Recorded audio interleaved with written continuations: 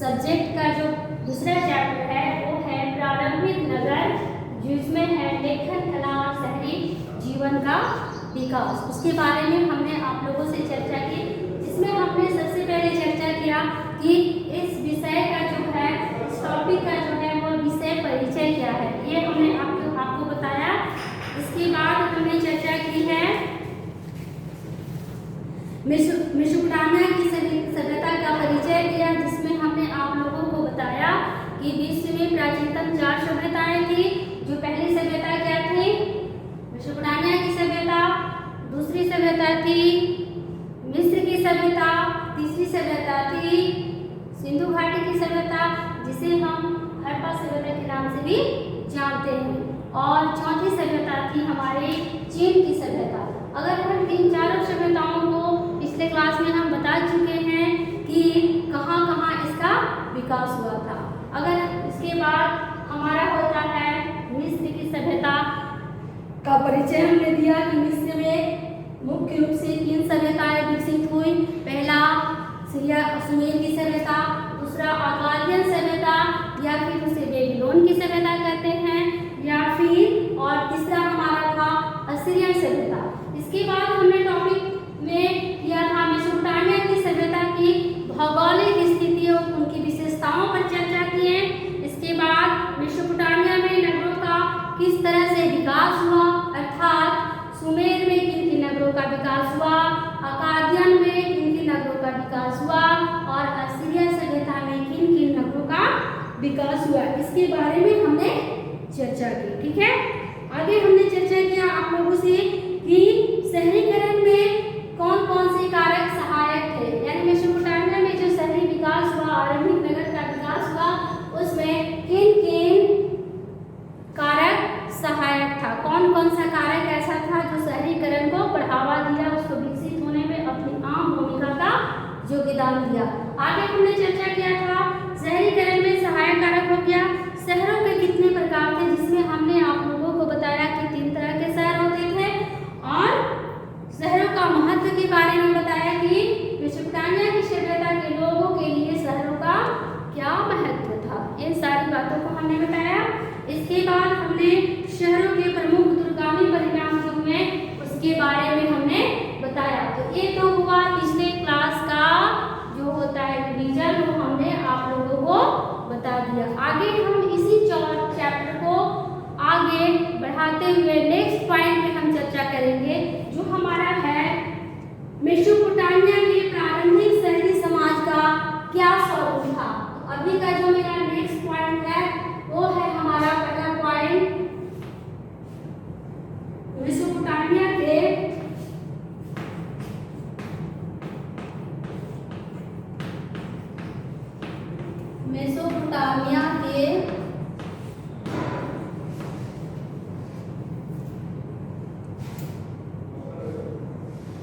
प्रारंभिक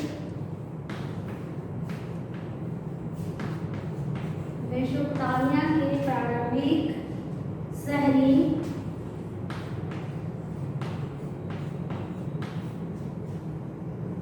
समाज का स्वरूप, इस बात पे हम चर्चा करेंगे। तो जैसा कि इस पॉइंट को पढ़ने से या देखने से हमें ये समझ आता है कि जब मेसोपोटामिया की सभ्यता में शहरों का विकास शुरू हुआ, तो वहाँ जब शहर विकसित हुए तो उस समय उस शहर का जो सामाजिक व्यवस्था था, सामाजिक स्वरूप था, वह किस तरह का था, इसके बारे में हम चर्चा करेंगे, जिसको कि हम कुछ बिंदुओं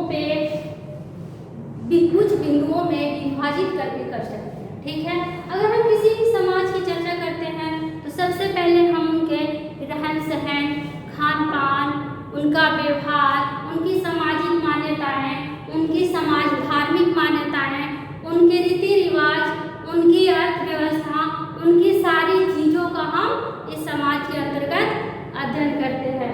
तो उसी तरह से मेसोपोटामिया के जो आरंभिक शहरी समाज का स्वरूप था, उसे भी हम कुछ भागों में विभाजित करके करेंगे। जैसे पहले भाग में हम देखेंगे कि वहाँ की प्रशासन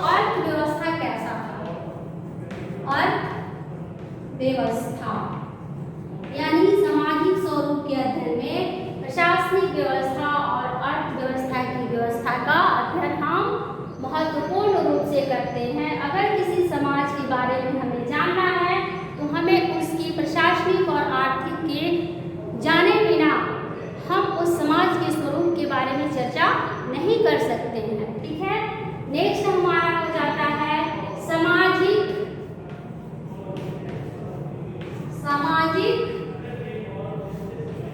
व्यवस्था। ठीक है, और बात आता है हमारा कि वहां पे अगर हम इन तीनों ही पॉइंट्स और एक अगला पॉइंट है वहां पे धार्मिक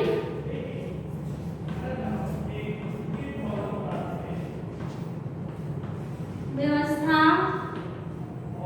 इसके बाद हो जाता है ज्ञान विज्ञान,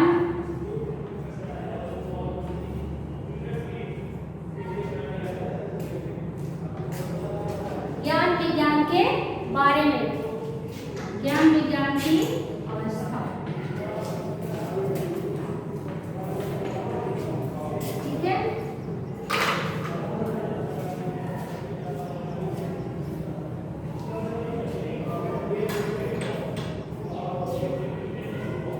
इन सारे पॉइंट्स में हम एक एक करके समाज के स्वरूप को के बारे में हम चर्चा करेंगे, जो इस प्रकार से है।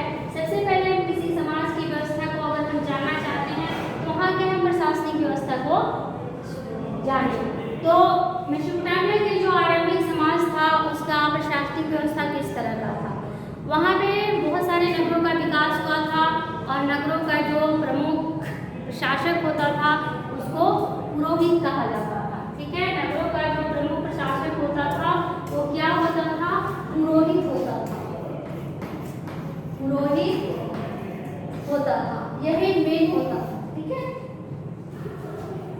पुरोहित ही प्रशासनिक व्यवस्था का मुख्य आधार होता था और देखा जाए तो यह मंदिर का भी प्रमुख होता था। बहुत सारे धार्मिक मान्यताएं, समाज की मान्यताएं और इन सारे चीज़ों के बारे में लोगों को जानकारी देना, उन्हें सहयोग करना या फिर उनका मार्गदर्शन करना इसका मुख्य कार्य होता था। ठीक है, तो मेसोपोटामिया के प्रारंभिक शहरी समाज का जो प्रशासनिक व्यवस्था था वो बहुत ही अच्छा था, जो सुसंगठित रूप से विकसित था और जो अच्छे ढंग से प्रशासन को चलाता था, यानी वहाँ के लोगों को हर सुख सुविधाएं और सहूलियत का ख्याल रखा जाता था। इस तरह से देखा जाए तो प्रशासनिक व्यवस्था वहाँ का बहुत ही अच्छा था। ठीक है, अगर हम बात करेंगे वहाँ के अर्थव्यवस्था के बारे में तो मेसोपोटामिया की अर्थव्यवस्था के बारे में अगर हम चर्चा करते हैं तो समाज का स्वरूप हमें स्पष्ट रूप से दृष्टिगोचर होगा, जो है कि वहाँ की अर्थव्यवस्था बहुत ही उन्नत अवस्था में थी। अगर अर्थव्यवस्था को हम डिवाइड करें तो सबसे पहले हम कृषि की स्थिति को देखेंगे, क्योंकि किसी भी नगर या समाज की जो पहली जीविका का साधन होता है वह कृषि ही होता है। दूसरा पे हम करेंगे यहाँ पे वो है पशुपालन, पशुपालन। ठीक है, और तीसरा हमारा आ जाता है व्यापार, ठीक है। तो किसी भी समाज की अर्थव्यवस्था की अगर हम चर्चा करते हैं तो सबसे पहले हम इन तीन बातों की चर्चा करते हैं। पहला कृषि, दूसरा आ जाता है पशुपालन और तीसरा आ जाता है व्यापार। ठीक है, तो अगर देखा जाए तो मेसोपोटामिया के प्रारंभिक शहर में जो कृषि व्यवस्था थी वो बहुत ही उन्नत व्यवस्था थी, क्योंकि मेसोपोटामिया की जो तीनों सभ्यताएं थी वह नदी किनारे बसी हुई थी, नदी के मुहाने पे बसी हुई थी। और नदी के मुहाने में जो उर्वर जमीन होते हैं वो खेती के लिए बहुत ही उपयुक्त होते हैं, उनमें उत्पादन बहुत ही अच्छे से होता है और ज़्यादा मात्रा में होता है, उनकी उत्पादक क्षमता बहुत ज़्यादा होती है। तो देखा जाए तो वहाँ की कृषि बहुत ही विकसित और उन्नत अवस्था में थी, यानी हर तरह के अनाज का उत्पादन ज़्यादा मात्रा में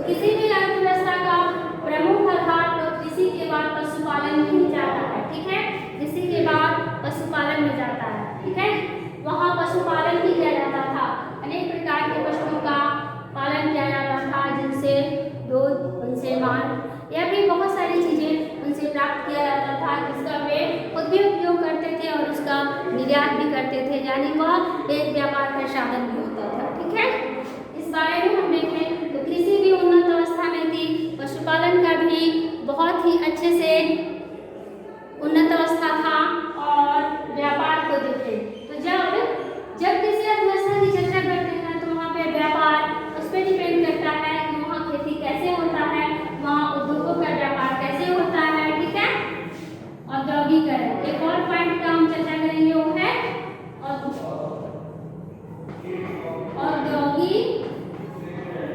ठीक है, तो इन 4 चीजों के द्वारा हम अर्थव्यवस्था की चर्चा करेंगे।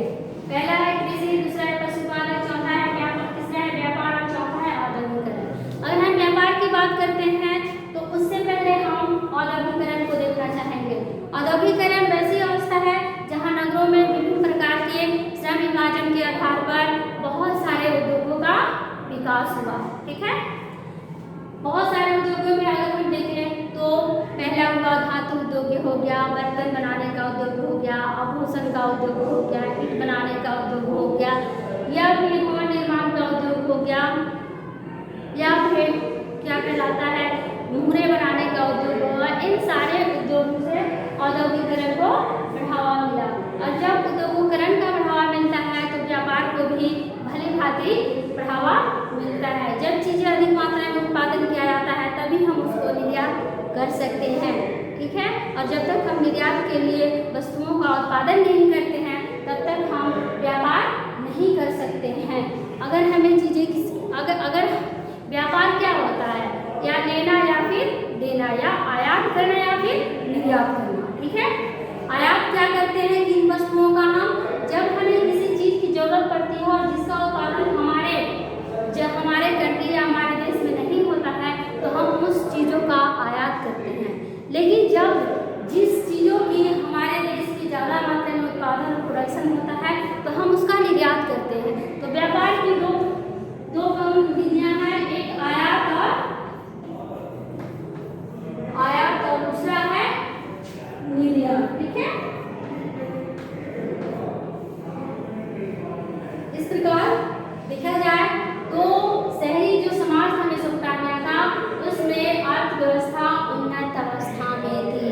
तो हमने देखा कि प्रशासनिक व्यवस्था भी उन्नत अवस्था की थी और अर्थव्यवस्था भी उन्नत अवस्था की थी। अब हम बात करेंगे सामाजिक व्यवस्था की। ठीक है, तो सामाजिक व्यवस्था में क्या था? सामाजिक व्यवस्था में था कि वहाँ के जो लोग थे, वहाँ का जो समाज था वह 3 भाग में डिवाइड था। पहला समाज जो था वह 3 वर्गों में विभाजित था। पहला था उच्च वर्ग, ठीक है, दूसरा था मध्यम वर्ग या फिर मध्यम वर्ग, और तीसरा था निम्न वर्ग। ठीक है, तो सामाजिक व्यवस्था की अगर हम बात करते हैं तो हम देखते हैं कि वहाँ के लोगों का सामाजिक विभाजन 3 सामाजिक वर्ग जो था, समाज जो था वो 3 भागों में विभाजित था। पहला क्या था? पहला था उच्च वर्ग, दूसरा था मध्यम वर्ग और तीसरा था निम्न वर्ग। अब देखना हम में है उच्च वर्ग किसे कहते हैं, यानी उच्च वर्ग में कौन लोग वहाँ पे आते थे? तो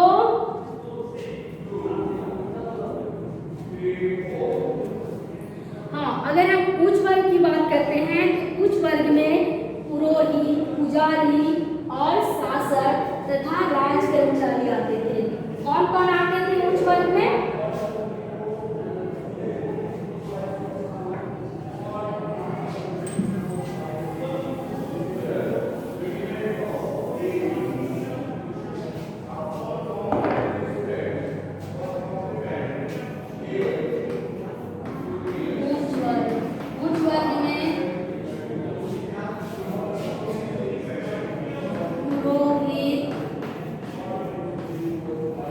इसके बाद आते थे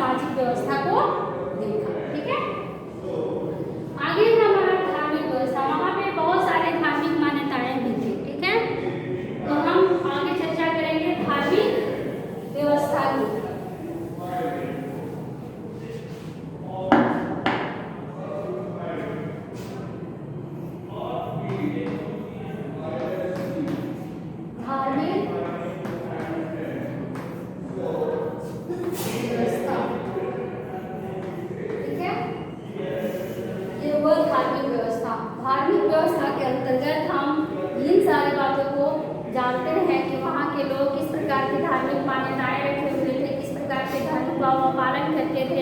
पुरोहित लोगों का क्या महत्व था या फिर कितना उसमें सहयोग दिया जाता था। ठीक है, आगे है धार्मिक व्यवस्था में कि वहाँ जो प्रशासनिक व्यवस्था था। हाँ तो बच्चों हम क्या चर्चा कर रहे थे? सबसे पहले हमने सामाजिक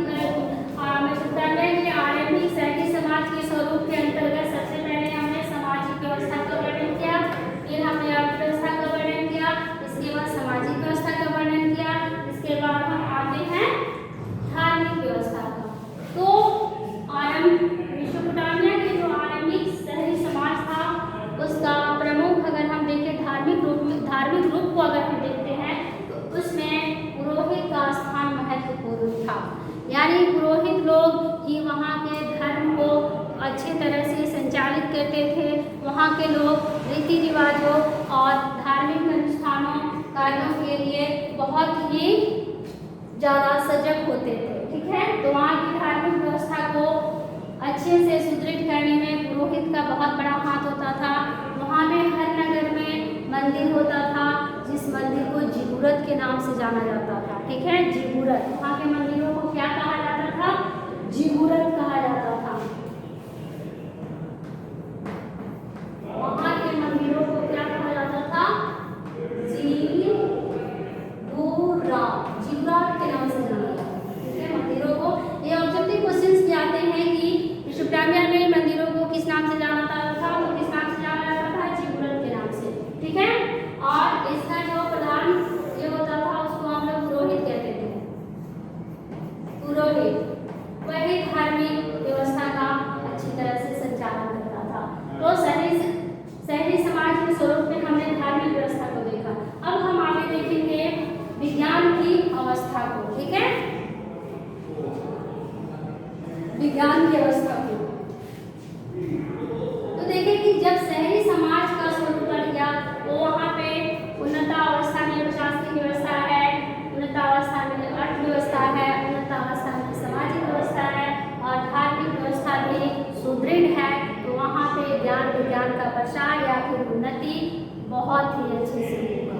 ठीक है, तो मेसोपोटामिया के आरंभिक शहरी समाज के स्वरूप में ज्ञान विज्ञान से रिलेटेड भी बहुत अच्छी चीज़ें थी कि वहाँ पे ज्ञान विज्ञान का बहुत ही अच्छे से विकास हो रहा था। वहाँ के लोगों को बहुत सारी चीज़ों का नॉलेज भी था। ठीक है, यानी वहाँ खगोल विद्या का आविष्कार हुआ, वहाँ पे गणित में पाइथागोरस का प्रमेय सारा कुछ हुआ। इसके बाद है गणनाओं का इस्तेमाल किया जाने लगा। बहुत तरह के ज्ञान विज्ञान की बातें वहाँ होने लगा था। इस प्रकार हम अगर देखते हैं तो कह सकते हैं कि ज्ञान विज्ञान की बातों के अंतर्गत हम कह सकते हैं कि उन्होंने ही सर्वप्रथम एक घंटे में 60 मिनट होता है, यह सर्वप्रथम मेसोपोटामिया के लोगों को द्वारा ही बताया गया था। और इसी तरह से एक साल में 12 मंथ होते हैं, ये भी मेसोपोटामिया के लोगों का ही कहना था। उसी तरह से 1 मिनट में 60 सेकेंड होता है, ये भी वहाँ के ज्ञान विज्ञान की व्यवस्था के अंतर्गत ही आविष्कार हुआ था। और आगे चलकर 1 महीना में 4 सप्ताह होते हैं, इसका भी वहाँ से पता चला था। इन सारी चीज़ों को देखने से हमें पता चलता है वहाँ पे जल घड़ी, सूर्य घड़ी इत्यादि का भी आविष्कार हुआ, जिससे पता चलता है लेखन कला का भी विकास हुआ वहाँ पे। तो हम कह सकते हैं कि वहाँ ज्ञान विज्ञान की अवस्था बहुत ही उन्नत अवस्था में थी, जिसमें कि बहुत सारे खगोल, नक्षत्र विज्ञान, खगोल विज्ञान, ज्योतिष विज्ञान, इन सारी चीज़ों का भी वहाँ विकास हुआ था। तो इन सारी चीज़ों से हमें पता चलता है कि मेसोपोटामिया के प्रारंभिक शहरी समाज का जो स्वरूप था बहुत ही ज़्यादा उन्नत अवस्था का था। बहुत ही ज़्यादा स्वरूप जो था वो प्रगतिशील रूप में था, जिसको कि हम बोल सकते हैं कि वहाँ की जो आरंभिक शहरी समाज का स्वरूप था वो बहुत ही उन्नत था। ठीक है, तो हमने क्या देखा कि मेसोपोटामिया के प्रारंभिक शहरी समाज का स्वरूप क्या था, जिसमें हमने सबसे पहले सामाजिक व्यवस्था, अर्थव्यवस्था, सामाजिक व्यवस्था, प्रशासनिक व्यवस्था, धार्मिक व्यवस्था, ज्ञान विज्ञान की व्यवस्था और ये सारी भागों में डिवाइड करके अध्ययन किया वो है उच्च वर्ग, मध्यम वर्ग और निम्न वर्ग। तो ये तो हमारा हुआ एक मेसोपोटामिया में विकसित आरंभिक शहरों का सामाजिक स्वरूप। तो वहाँ का जो सामाजिक स्वरूप था वो बहुत ही उन्नत अवस्था का था।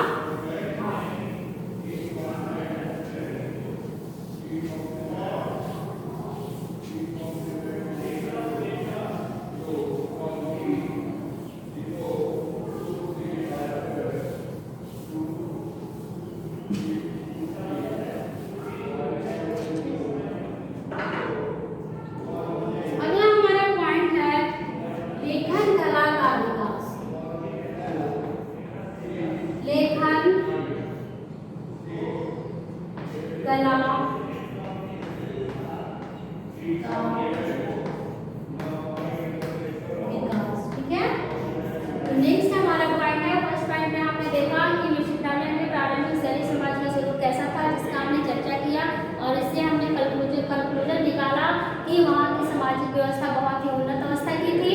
और अगला पॉइंट हमारा है वहाँ लेखन कला। ठीक है, तो हम लोग जानना चाहते हैं कि मेसोपोटामिया में लेखन कला का विकास हो चुका था। ठीक है, अगर हमें बहुत सारे प्राथमिक साक्ष्यों से भी यह प्राप्त हुआ है कि सबसे पहले लेखन कला का जो विकास हुआ था वो मेसोपोटामिया की सभ्यता में ही हुआ था।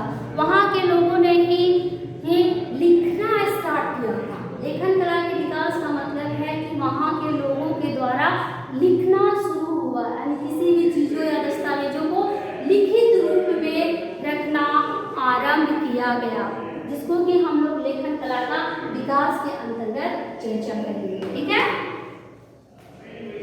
मेसोपोटामिया की सभ्यता के आरंभिक शहरों एवं आरंभिक शहरी समाज के स्वरूप को समझने में उनकी लेखन कला का विकास ने महत्वपूर्ण भूमिका अदा किया था।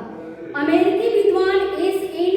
क्रॉमर महोदय ने सुमेरियन सभ्यता के निपुर सहित अन्य कई नगरों से मिट्टी की पट्टिकाओं पर लिखे गए लेख को प्राप्त किया था और ये लेख गीली मिट्टी की पट्टियों पर नुकीली कलम के द्वारा लिखा जाता था। तो इस पॉइंट के अंतर्गत हम सबसे पहले चर्चा करेंगे कि वहाँ लेखन कला का विकास कैसे हुआ। तो कहा जाता है प्राथमिक साक्ष्यों से प्राप्त होता है कि मेसोपोटामिया में लेखन कला का विकास का जो केंद्र था वह था मंदिर। केंद्र क्या था? केंद्र था मंदिर। माना जाता है वहाँ पे जो 3200 ईसा पूर्व के जो पुरातात्विक साक्ष्य प्राप्त हुए हैं उससे पता चलता है कि मंदिरों से बहुत सारे पट्टिकाएं प्राप्त हुई है जो लेखन कला के विकास को दर्शाती है और पुरातात्विक साक्ष्यों के रूप में हमें प्रमाण के रूप में पुष्टिकृत करती है या पुष्ट करती है। ये हुआ तो मंदिरों से बहुत सारी पट्टिकाएं प्राप्त हुई है जो लेखन कला के विकास को दर्शाती है कि लेखन कला मेसोपोटामिया में सबसे पहले मंदिरों के द्वारा ही आरंभ हुआ था। मंदिरों के माध्यम से ही आरंभ हुआ था। मंदिरों में पुरोहित लोग वहाँ के सारी चीजों का लेखा जोखा रखने के लिए उन्होंने लिखना आरंभ किया। और लिखने का कार्य सबसे पहले कैसे आरंभ हुआ? तो सबसे पहले क्या होता था कि मिट्टी को गूंथा जाता था। मिट्टी को गूंथकर उसे उसके पीट कर उसे एक पट्टिका का आकार दिया जाता था। चौकोर आकार में पट्टिका का निर्माण किया जाता था और उस यानी गिल्ली मिट्टी को गूंदा जाता था और उसे चौकोर आकार में उसे एक पट्टिका का आकार दिया जाता था और इस पट्टिका पे यानी गिल्ली मिट्टी के पट्टिका पर ही सरकंडे के नुकीले कलम के द्वारा उस पे लिखा जाता था। तो लेखन कला का विकास इस तरह से हुआ और वह गिल्ली मिट्टी में ही कुरेद कर उसे लिखा जाता था, दबा कर लिखा जाता था ताकि वहाँ पे शब्दों को अच्छे से उकेर सके। इसके बाद उसे धूप में सुखाया जाता था, फिर आग में उसे पकाकर उसको रख दिया जाता था। यानी एक तरह से वो पूरी तरह से लेखन का एक सटीक जो प्रमाण या ये दस्तावेज होता था उसको आज हम दस्तावेजों को पेपर के माध्यम से संग्रहित करते हैं, लेकिन मेसोपोटामिया में जब लेखन कला का विकास हुआ तो दस्तावेजों को मिट्टी की पट्टिकाओं के रूप में संग्रहित किया गया। ठीक है,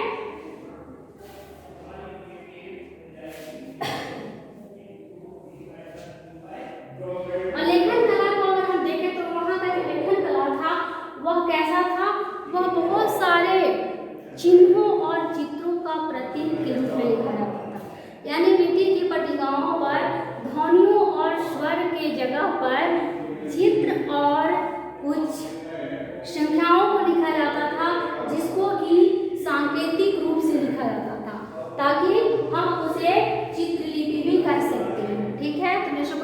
की सभ्यता का जो विकास हुआ, वहाँ पे लेखन कला का विकास हुआ और वहाँ की लेखन कला मंदिरों से स्टार्ट हुआ, जैसा कि प्राकृतिक साक्ष्यों से हमें प्राप्त होता है।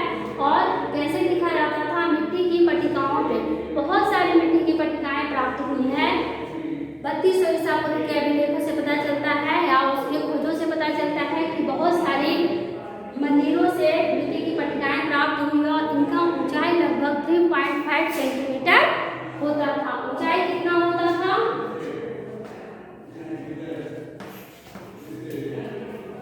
मिट्टी की पट्टिकाओं का ऊंचाई 3.5 सेंटीमीटर तक होता था, जो 3200 ईसा पूर्व के अभिलेखों से हमें पता चलता है। ठीक है।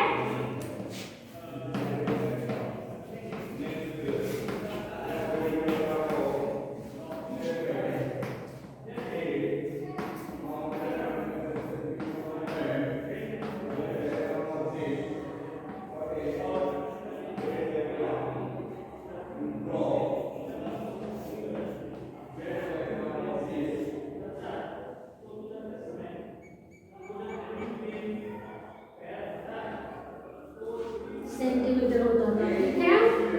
और 3200 ईसा पूर्व अभिलेखों से ये प्राप्त होता है। ये तो हुआ लेखन कला का विकास, यानी कि मेसोपोटामिया में लेखन कला का किस तरह से विकास हुआ। अगला पॉइंट हम लिखेंगे किलाक्षर लिपि। ठीक है। तीसरा पॉइंट हमारा है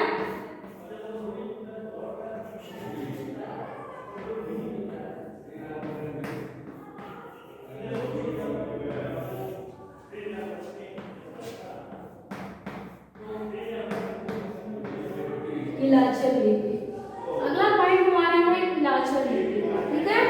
तो मेसोपोटामिया की सभ्यता में जब लेखन कला का विकास हुआ तो वहाँ पे लेखन के लिए एक लिपि का भी आविष्कार हुआ। तो उस लिपि को हम लोग किलाकार लिपि कहा जाता है। ठीक है। उस लिपि को क्या कहा जाता है? किलाकार लिपि, या फिर उसे हम यूनिकॉर्न लिपि के नाम से भी जानते हैं।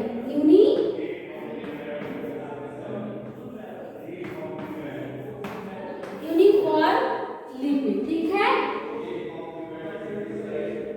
या फिर इसको हम लोग चित्र लिपि भी कर सकते हैं। चित्र लिपि क्या बोल सकते हैं? चित्र लिपि। मेसोपोटामिया की आरंभिक सुमेर सभ्यता द्वारा लेखन कला का आविष्कार मानव सभ्यता के लिए सबसे बड़ी देन मानी जाती है। उन्होंने जिस लिपि का लेखन हेतु प्रयोग किया उसे किलाकार लिपि कहा जाता है। सुमेरियन लिपि जो होता था वो दाएं से बाएं लिखा जाता था। ठीक है। दाएं से बाएं लिखा जाता था। ठीक है।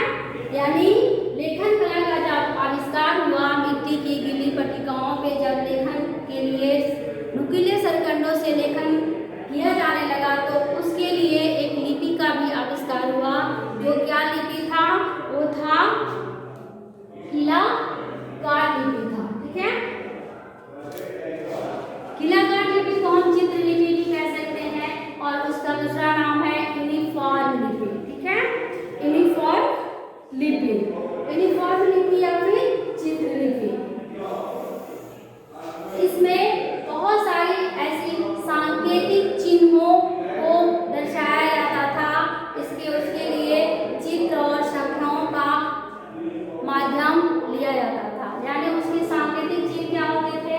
चित्र होते थे या फिर संख्या होता था, जिसकी सहायता से इस किलाकार लिपि का सांकेतिक चिन्ह क्या होता था? चित्र या फिर संख्या होता था। सांकेतिक होता था चित्र या संख्या। ठीक है।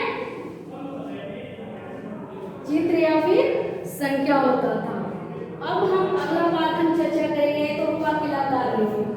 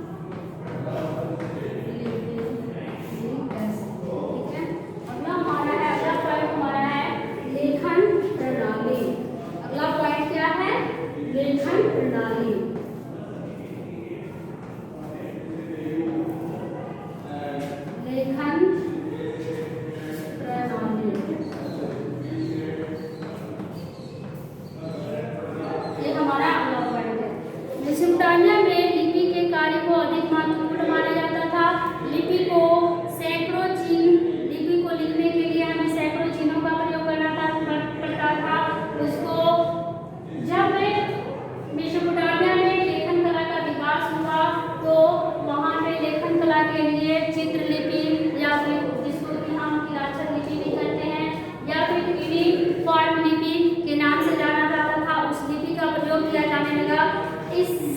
इन सारी चीजों से वहाँ पे लेखन प्रणाली का विकास हुआ।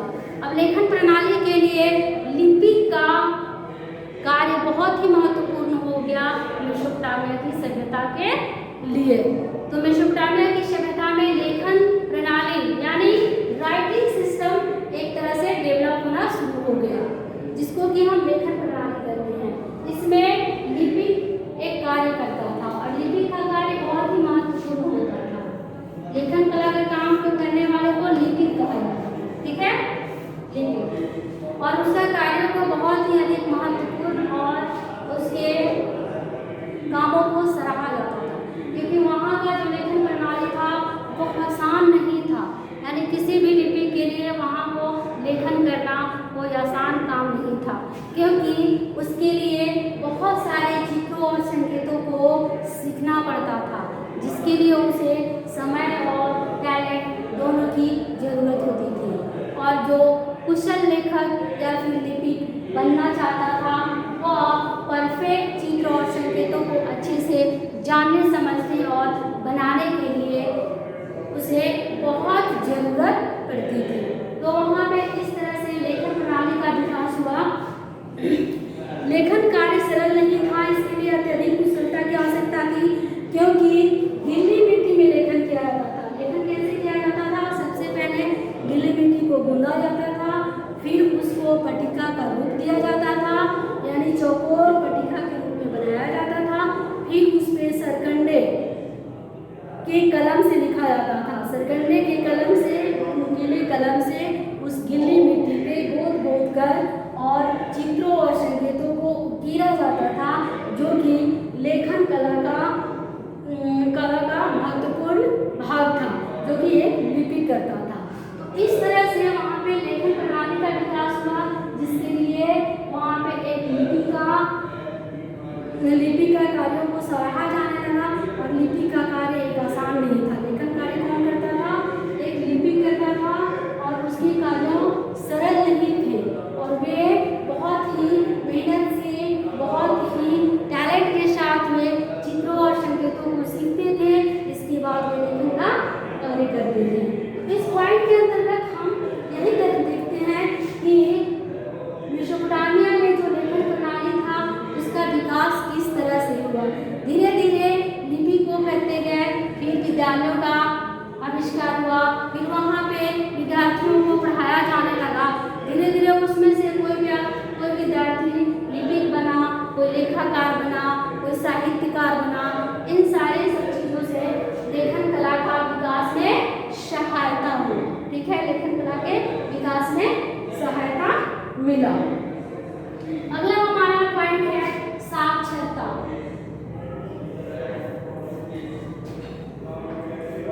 साक्षरता, अब आप सोच रहे होंगे कि हमने सबसे पहले लेखन कला का विकास पढ़ा, जिसका केंद्र मंदिर था। दूसरा हमने पढ़ा कि वहाँ लेखन कला के विकास के लिए एक लिपि का आविष्कार हुआ, जिसको कि हम लोग तिलाक्षर लिपि कहते हैं, या फिर इसको यूनिफॉर्म या फिर चित्रलिपि भी कह सकते हैं। तो इन सारे लिपि के आविष्कार से वहाँ पे लेखन प्रणाली का विकास हुआ, और लेखन प्रणाली को कौन संचालित करता था? वो था लिपिक था। और लिपिक के बाद जब देखा गया, अगर जहाँ पे लेखन कला का विकास हुआ तो हम वहाँ के बारे में हम साक्षरता के बारे में भी बात कर सकते हैं। तो साक्षरता की दर में अगर हम देखें तो मेसोपोटामिया में साक्षरता की दर बहुत ही कम थी। बहुत कम लोग पढ़ लिख सकते थे। इसका प्रमुख कारण यह था कि मेसोपोटामिया की लिपि में सैकड़ों पेचीदा प्रतीक अथवा चिन्ह थे, ठीक है, सैकड़ों चिन्ह थे जिसको सीखना सरल नहीं था। लेखन कला लगभग चित्र के समान होता था। लिखने के लिए नुकीले सरकंडे का प्रयोग किया जाता था, ठीक है। तो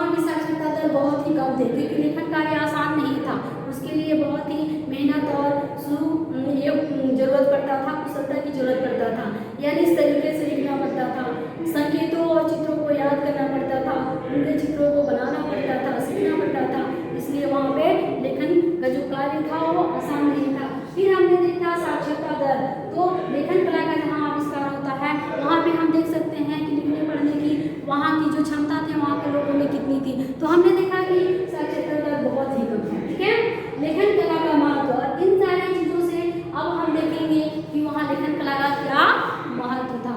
तो सबसे पहले हम उसके महत्व के बारे में देखेंगे। तो पहला है कि लेखन कला का जो प्रयोग होने लगा तो वहाँ के समाज, वहाँ के नगरों के लोगों के लिए जीवन जो था वो थोड़ा और भी आसान होने लगा। इस मायने में आसान होने लगा कि वहाँ पे दस्तावेजों को लिखित रूप में संग्रहित किया गया।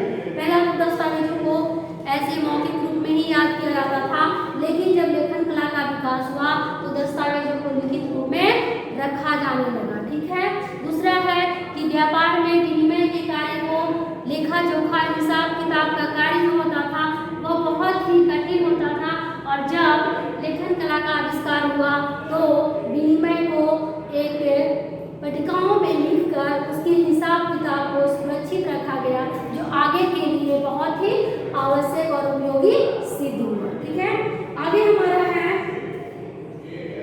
इससे लेन देन लंबी अवधि तक चल सकता था, और दूसरा है इसके परिणाम स्वरूप राज्य संस्थाएं जटिल विनिमय कर सकती थी और इसमें कई भागीदार भी सम्मिलित हो सकते थे।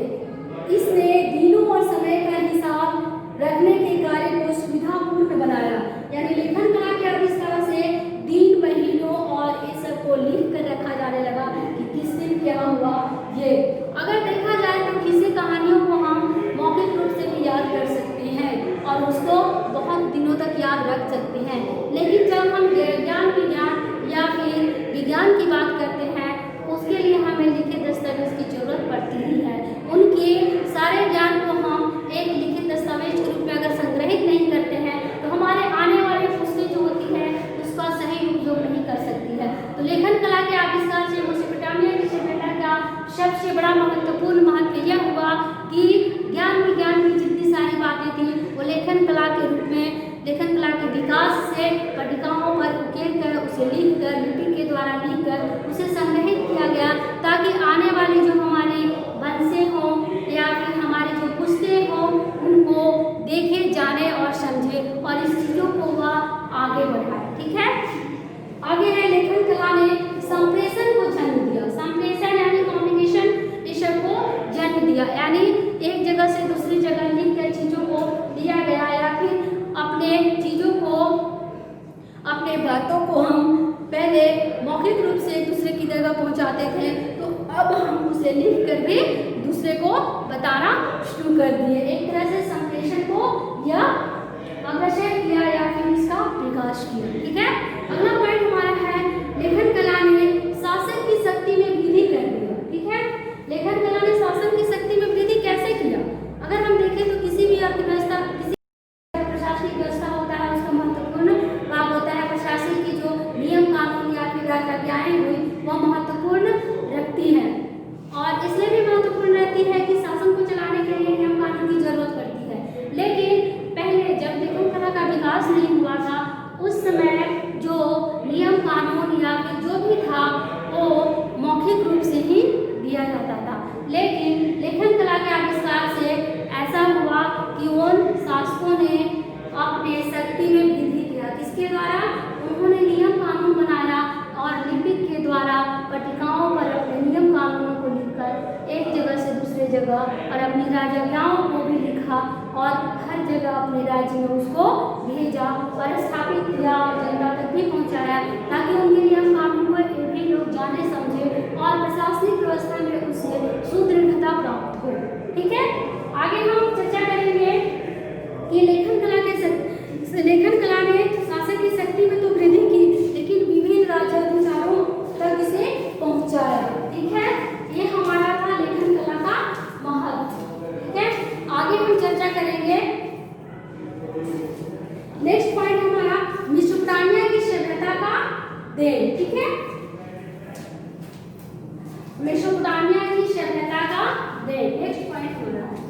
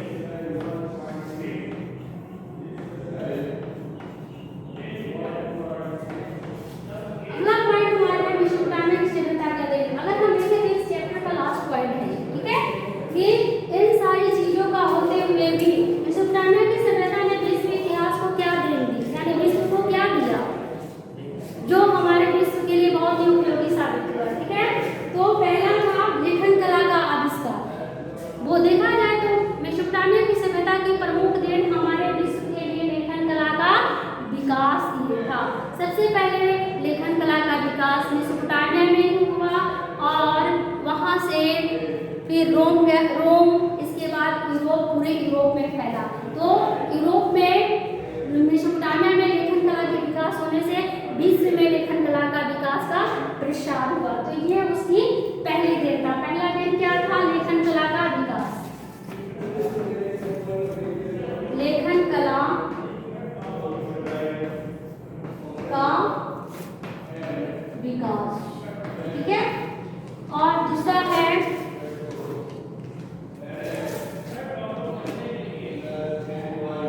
लेखन कला का विकास। दूसरा है समय का विभाजन। अगर मेसोपोटामिया की सभ्यता की महत्वपूर्ण देनों को हम देखें तो समय का विभाजन हुआ।